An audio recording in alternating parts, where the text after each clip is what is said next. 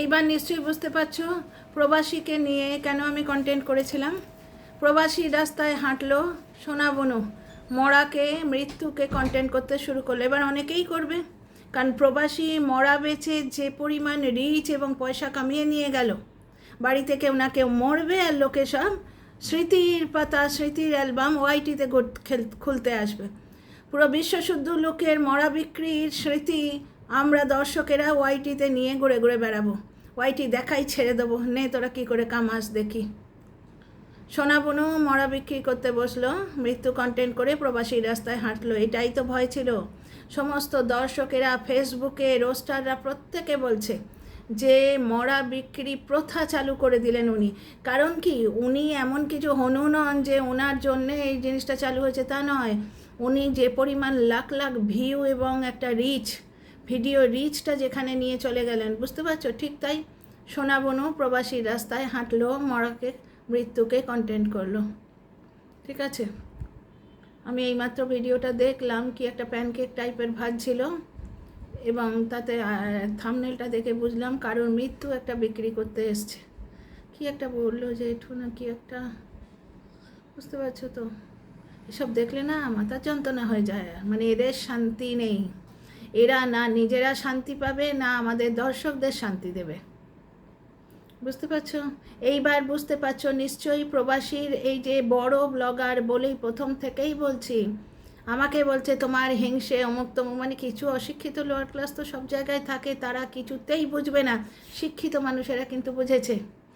বড় ব্লগার মানেই তার ওয়াইটির প্রতি, সমাজের প্রতি, ব্লগিং যে সমাজটা, ব্লগার যে সমাজটা, তাদের প্রতি একটা দায়বদ্ধতা থাকে।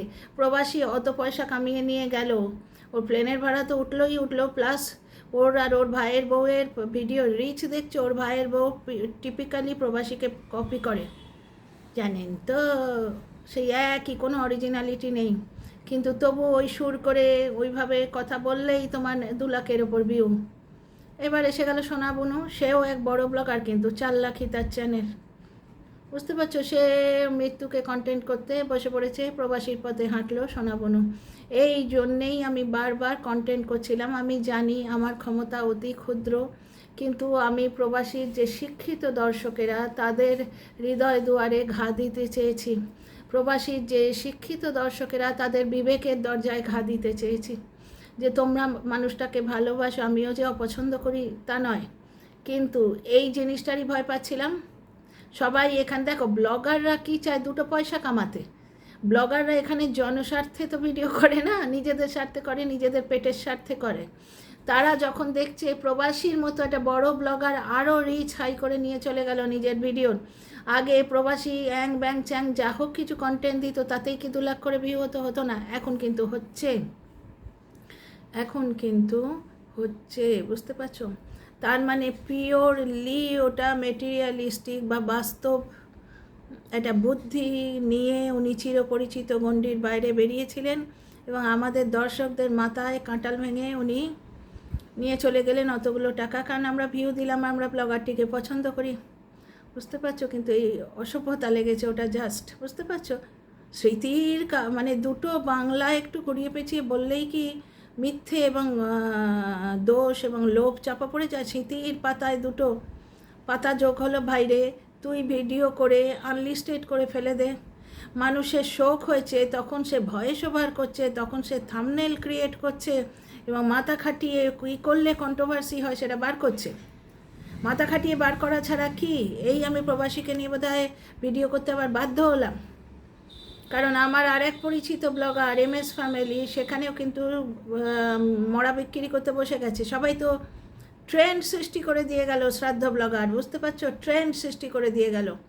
তবে কালের প্রবাহে এই প্রবাসী যে ভালো ভিউ হচ্ছিল, একটা মার্জিত ব্লগার হিসেবে প্রতিষ্ঠিত ছিল, যারা শিক্ষিত দর্শক তারা কিন্তু বুঝবেন যে প্রবাসী কিন্তু 2 লোভের জন্য 2 বেশি ডলার নেবে বলে নিজের নামের গায়ে একটা শ্রাদ্ধ ব্লগার ট্যাগ জুড়িয়ে দিল। বেশ তো ভিউ হচ্ছিল, খাচ্ছিল তাঁতি তান ভোজন বনে, কিসের দরকার ছিল গো? ভালো আছেন সবাই করে যে সুর টেনে উনি শুরু করতেন, ওর থেকে বেরিয়ে এসে শাশুড়ির মরা বিক্রি করার কি দরকার? এবার ঠিক ওনার কথা দেখে দেখে এরাও বলবে যে স্মৃতির পাতায় উনি দুটো পাতা জুড়ো করেছে স্মৃতির মেমারিতে অ্যালবামে, এরা 4টে করে পাতা জোর করবে। নেমর তোরা দর্শকেরা, নেট খরচা করে মরা দেখ বসে বসে। উফ, সকালবেলা 7 সকালে ওয়াইটি খুললেই মরা ভাসছে ওয়াইটিতে। কিরম লাগে বলো তো? মনে হয় না দিনটা খারাপ যাবে? ধরো স্কুলে যাচ্ছি, যারা টিচাররা তারা স্কুল বাসে বসে নতুন দিন শুরু করছি, যে একটুখানি রিফ্রেশ হলাম, সকাল থেকে উঠে দম বন্ধ করা কাজ থাকে, টিফিন বানানো, বাড়ির জন্য একটু লাঞ্চটা বানিয়ে যাওয়া, প্লাস আজকাল প্রত্যেক স্কুলেই প্রচুর কাজ দেয়, তোমরা জানো, হোমওয়ার্ক চেক করা, ক্লাস ওয়ার্ক চেক করা, প্লাস স্পাইরাল বানানো বলে একটা আইটেম আছে, স্পাইরাল বাচ্চাদের জন্য তৈরি করতে হয়। তো সে শাড়ি টাড়ি পরে যখন টিচাররা বসলো, সবাই অনেকেই ভাবে, যারা হিন্দি তারা হিন্দি ব্লগ দেখবে, যারা বেঙ্গলি, যারা উড়ে, যারা আসামিজ তারা আসামিজ ব্লগ দেখবে, বুঝলে? কারণ বাচ্চাদের মধ্যে তো আর গান শোনা যায় না। ভাবলো যে একটু রিফ্রেশ করে নিও মা। 7 সকালে ওয়াইটি খুলো তো কারুর না কারুর পরিবারে মরা ভাসছে। সবাই স্মৃতির পাতায় প্রবাসী 2টো পাতা যোগ করেছে, সবাই 5টা করে পাতা যোগ করতে বসে গেছে। ওটা স্মৃতির পাতায় যোগ হচ্ছে না মরা বিক্রি করে ডলার কামানো হচ্ছে? শিক্ষিত যারা তারা বলুন তো, শিক্ষিত দর্শক যারা, তাদের হৃদয় দুয়ারে, বিবেক দুয়ারে, বিবেকের দরজায় আমি কড়া নাড়তে এসেছি। আমার এই অল্প সাধ্য নিয়ে, আমার অল্প ভিউ নিয়ে, অল্প সাধ্য নিয়ে আপনাদের বিবেকের দরজায় আমি কড়া নাড়তে এসেছি। প্রবাসী শিক্ষিত বন্ধুরা, মানে শিক্ষিত দর্শকরা, একবার দেখুন তো, আজকে সোনাবনি কিন্তু মৃত্যুকে কন্টেন্ট করে মরা বিক্রি করতে বসে গেছে। এবং বললে কী বলবে? সেইতেই দরজায় 4টে পাতা যোগ করলাম, আর একজন এসে বলবে 14টা পাতা যোগ করলাম। প্রবাসী যদি 2টো পাতা যোগ করে থাকে, আমরা 20টা পাতা যোগ করব। কাউকে কিছু বলতে পারবে না, আটকাতে তো পারবে না। তার মানে শ্রাদ্ধ ব্লগিং ট্রেন্ড হয়ে গেল, বুঝতে পারছো? বেশিরভাগ ব্লগারেরই ব্লগিং করার যোগ্যতা থাকে না। এরা একটা কন্ট্রোভার্সি ক্রিয়েট করে ভিউ লোটার চেষ্টায় থাকে। কন্ট্রোভার্সি, ওদিকে প্রবাসী শাশুড়ির শোক ছাপিয়ে ওনার মাথায় খাটছিল কী করে কন্ট্রোভার্সি দেব। মায়ের, জ্যান্ত মায়ের, গাঁটটা গোঁটটা বেশ ভালো শক্ত সামর্থ্য মা, তার ভিডিও দিয়ে তলায় আমাদের শাশুড়ি মা ইস নো মোর বলে দিল। স্বামী কাঁদছে, সে কিন্তু সাধ্য বিক্রি করছে। তার কি স্মৃতির পাতায় 2টো যোগ হলো? স্মৃতির পাতায় 2টো পাতা যোগ করতে হলে ভাই আমাদের কেন মরা দেখাচ্ছিস? ভিডিও করে ইউটিউবে, ফেসবুকে কোথাও ফেলে রাখলেই হতো। একবারে ভয়েস ওভার দিয়ে, তার থাম্বনেল ক্রিয়েট করে, প্লাস ট্যাগ লাগিয়ে, এই সমস্ত শোক হলে মানুষ করতে পারে। এবং তার দুষ্প্রভাব দেখুন।